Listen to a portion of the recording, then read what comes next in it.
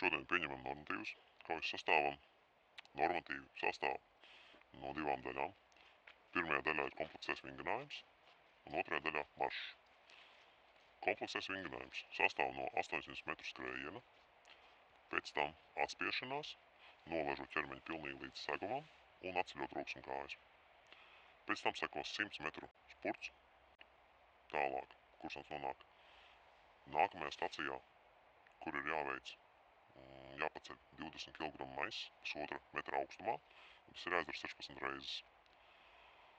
Pēc tam kandidāts dodas tālāk uz nākamo staciju, kas saucās fermera pastaiga. Tas ir vingrinājums, kur jānes 20 kg smagas kannas, 50 metri. Pēc tam nākamajā stacijā kandidātam jāpaceļ plecos 20 kg maiss un jāveic 20 pietupieni ar to.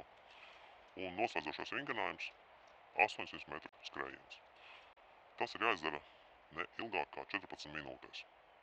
Ar to noslēdzās kompleksais vingrinājums. Pēc tam viņiem ir 10 līdz 15 minūšu pauze, seko instruktāža, tiek izdalītas somas un tiek dots starts maršam. Maršu viņi veic ar 15 kg smagām somām. Kopā jāveic ir 10 km un kritērijs šeit ir 1 stunda un 30 minūtes.